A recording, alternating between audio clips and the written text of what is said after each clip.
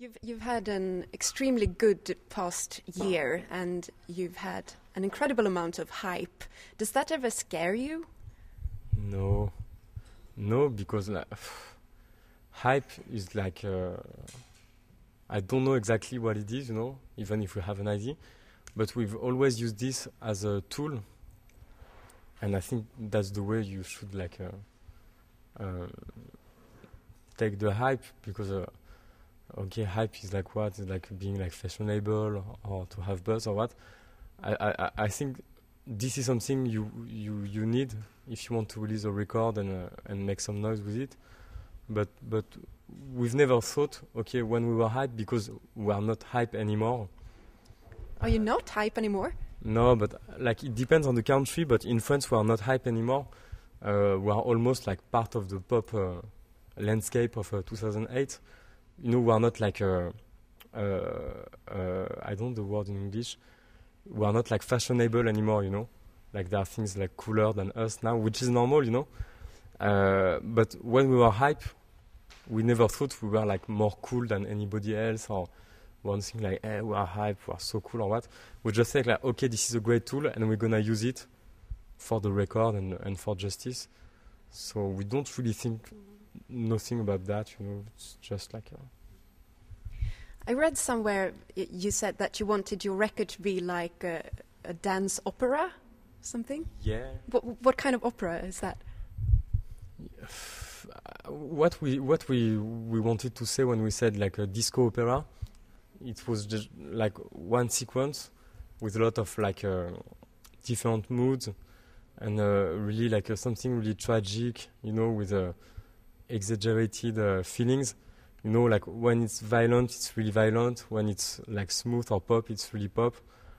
When it's happy music, it's really happy. When it's sad, it's really sad. And this was something like this, like something linear, like not one-way stuff. And that's what we thought about when we said disco opera. Like for us, a track like "Don't Stop Me Now" by Queen is a disco opera in one track. And this is something like that we wanted to do, but on an album format. An opera usually tells a story. Do you think your record tells a story? Yeah, it's the creation of the world. Genesis, and then Let There Be Light. And then when the light was, you could dance to the new Jack. But then there were like phantoms, and this is like the starting of bad things. I don't know. Yeah, this is not like a proper story because we are not good storytellers, and it would have been clumsy for us to tell a story in an album, like a really a narrative story. But I guess in 45 minutes, it's a kind of like the story is as simple as it starts. And you're scared, and then it's more fun, and then you're happy, then you are sad, then you cry, then you dance, and at the end it calms down. This is more like a simple story like this. It's not like really an interesting story. But does it have a happy ending? No. Like the last song is just like it's more like a to be continued song than a happy end song.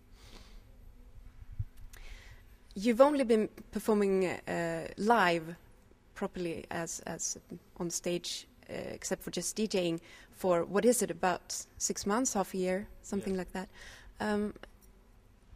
How did that feel to do that for the first time? It was a nightmare. It was not a nightmare. It was really cool. But the first one we did was at a Coachella festival next to Los Angeles.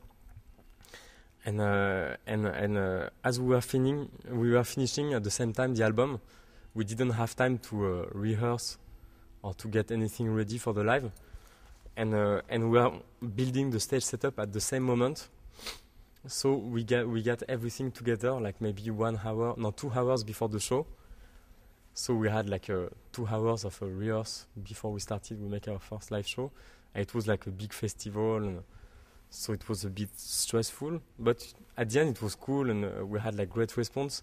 For us it was special also because it was the first time people were listening to the tracks of the album, because we've been really careful with the album for it not to leak, or so it was the very first time people could listen to the songs, and yeah, so it was special for us on so many points. It was crazy, but yeah, it was great. We loved it.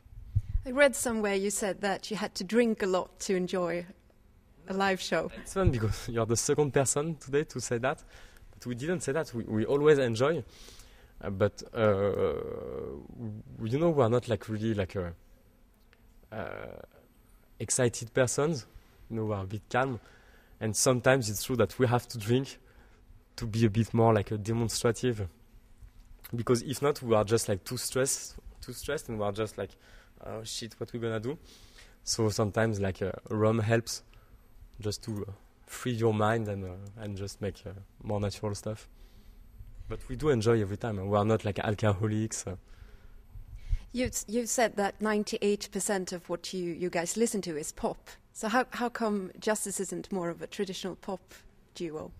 It's because we are not talented enough to make pop music. But really, like our dream would be to make. Okay, there are like really two styles of music we would like to play. First one would be like some kind of pop, like Supertramp or Billy Joel, you know, like something really with piano and really dramatic pop. And the other one would be like symphonic metal, you know, like Yngwie Malmsteen or something like this. Thing is that this is music you have to have like a lot of skills to play, like songwriting, instrument, because it's not easy to play a guitar like Yngwie Malmsteen, and we are not patient enough to learn everything about that. So it ends up in like a really much more simple form of music that is Justice, which is cool. I think that's the difference between what you want to make and what ends up is what makes things exciting, you know.